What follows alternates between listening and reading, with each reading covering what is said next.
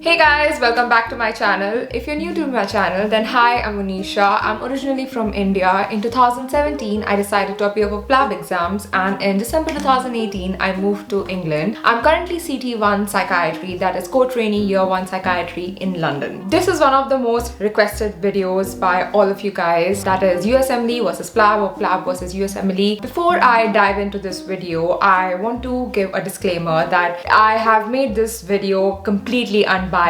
This video is just to give you as much as information as possible so that you can make a decision by yourself. I'm no way trying to be biased towards any of these either pathways. The decision is absolutely up to you guys to make. So I just want to honestly lay down all facts and you guys would then make a choice based on what your personal preference is. This video honestly was long time coming because a lot of you guys have been requesting for a very long time, but I took such a long time to make this video is because I wanted to gather as much as information as possible. As you all know, I haven't given USMLE exams, so I wanted to make sure that I put out the right information, and I finally feel comfortable making this video. At the end of this video, I'll also be talking a little bit about the Royal College exams, that is the MRCP, MRCS, MRCpsych, etc. Without wasting any more time, let's get into this video. So Plab is Professional Linguistic Assessment Board, while USMLE is United States Medical Licensing Exam. If you want a detailed video about Plab, I have made one previously, so I'll link up the card somewhere above here so you can watch that video. So Plab is basically a licensing exam which gives you license to practice medicine in UK. In a similar way, USMLE is also a licensing exam where it gives you license to practice medicine in United States of America. Plab isn't the only pathway to enter UK. There are numerous pathways in which you can attain GMC license to be practicing medicine in the UK, while USMLE is the only pathway in which you can attain a license to apply for residency in United States of America. So prior to Plab, you need to have completed your MBBS, that is, you need your primary medical qualification, you need to give the IELTS or the OET, and then the Plab 1 and then Plab 2.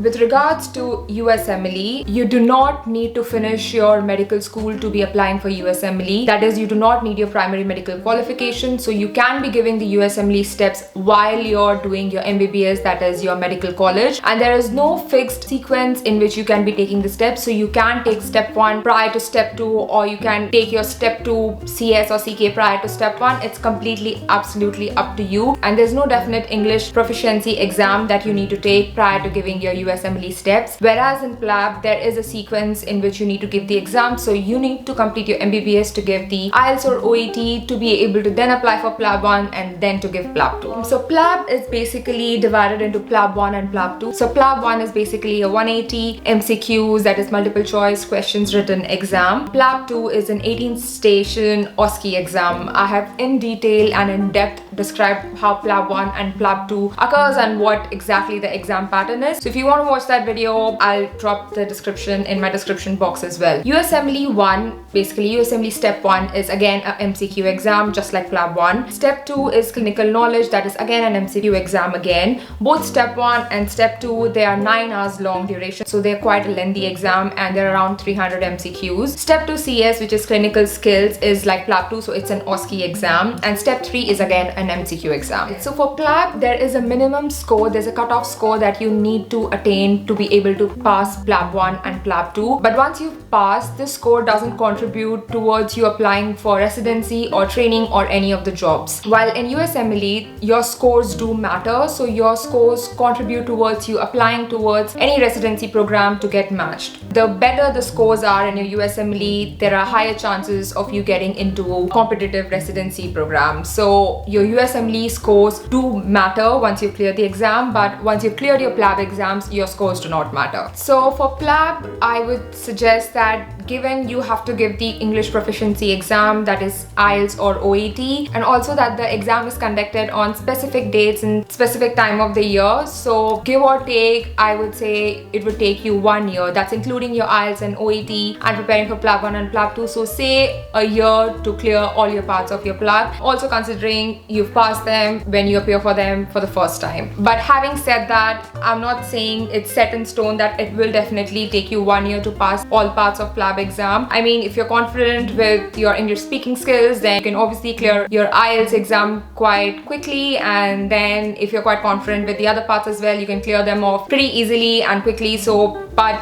you know, like on an average, say a year to pass all your Plab parts. Whereas for USMLE, it's quite a rigorous exam. I haven't given the exam personally, but I've asked around and people say 2 to 3 years, and you have to be most definitely very sure when you apply for a USMLE exam, because it's quite an extensive exam and also it's not that cheap. So the number of attempts for Plab 1 and Plab 2 is 4. In case you haven't passed it in all your 4 attempts, then you can always appeal to GMC, where they can give you another chance, a 5th attempt to pass these exams. And mind you, there's a validity period. So once you've passed your Plab 1, there's a 2-year expiry date to your Plab 1 passing certificate. So basically, if you have passed Plab 1, you need to pass your Plab 2 within 2 years. And your IELTS and OET also has an expiry date of 2 years. So you need to pass all of these parts in 2 years.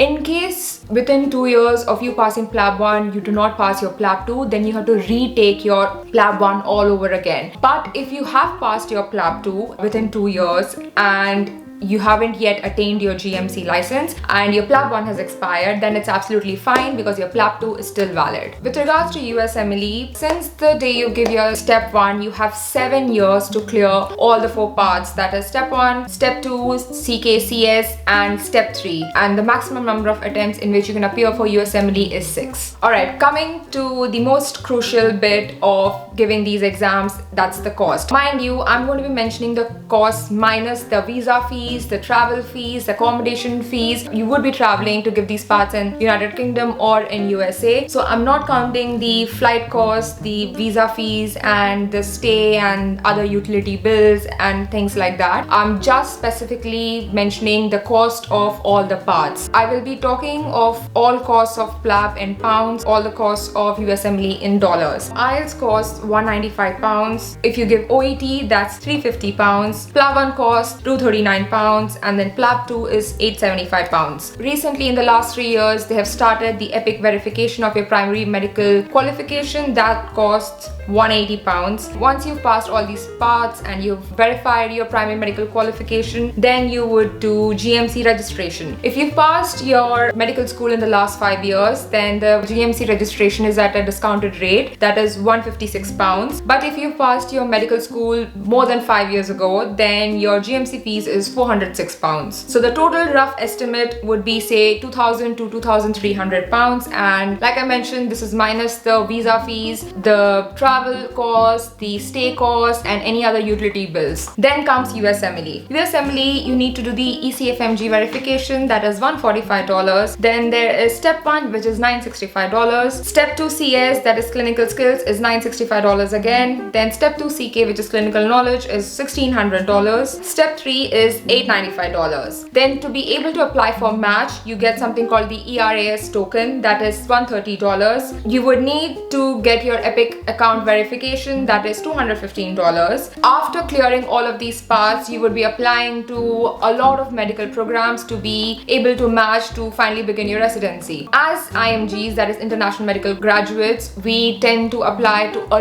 lot of medical residency programs, and that's how it should be to increase your chances of getting matched. So on an average, people said they apply to 150 to 200 medical programs, and mind you, that costs some amount as well while you apply to these medical programs. So that would cost you around $4,000 to $4,800. Then you need an RMP to set up an account, that is $85. Then you would be ranking your preferences, that would be roughly, say, $50. Also, it's advised for you to do a lot of clinical observerships and externships before you get, matched to any of these residency programs. So roughly it's advised to do 3. That would cost you $2,100 into 3, that is $6,300. So the total cost of giving your USMLE, like by the time you get matched, would be, say, $13,000 to $16,000 I mean, in my opinion, I had this query a lot. So Plab is basically just a licensing exam. It's not an exam for you to begin your residency or your training in the UK. It's just a pathway to get your GMC license and start working as a non-training doctor. This is not the exam to enter residency program in UK. Whereas USMLE is the exam that you give to finally apply to get matched and then begin your your residency program in United States of America. Okay, so now a little bit about the Royal College exams, that is MRCS, MRCP, MRCOG, MRCpsych, MRCM, FRCR, FRCS, etc, etc. So basically, if you clear any of these Royal College exams, then you do not need to appear for Plab exams, because post these exams you can attain your GMC license. So once you clear these exams, then you apply for specialty training, and that's how you do your specialty training here in UK. These exams are a lot harder than Plab exams. They are quite rigorous, they're very difficult, they're very expensive. It is advised that an international medical graduate at least do some shadowing or externships in UK before they give the OSCE part of the exam, to get a better idea of or the understanding of how the medical system works here in the UK. So we've reached to the end of this video. I tried to make this video as concise and as informative as possible. I hope you've enjoyed watching this video. There is a YouTube channel that I would suggest or recommend to you guys if you're interested in USMLE, because I haven't given the exam. I could give you as much as information that's there out there on US websites or on social media. So there is this account called Karma Medic on YouTube. You should definitely check out his channel. I think he's preparing currently for USMLE. He's a UK medical graduate, and definitely check out his channel. I'll link his channel down below in my description box. So that's all from me now. I hope you've enjoyed the video. You guys know the drill. If you did, then do give it a big thumbs up. Subscribe to my channel, guys, if you haven't. Thank you to all the 700 people who have subscribed. I can't believe this channel has reached 700 subscribers. Do comment down below if you have any other recommendations. I have been reading all the comments, and I will be making videos further down the line. It's just that I'm trying to find time between my training and my studying, and also not losing touch with YouTube. So please bear with me. That's it from my end. I hope you're looking after yourself and your loved ones, and yeah, I'll see you in the next one. Bye.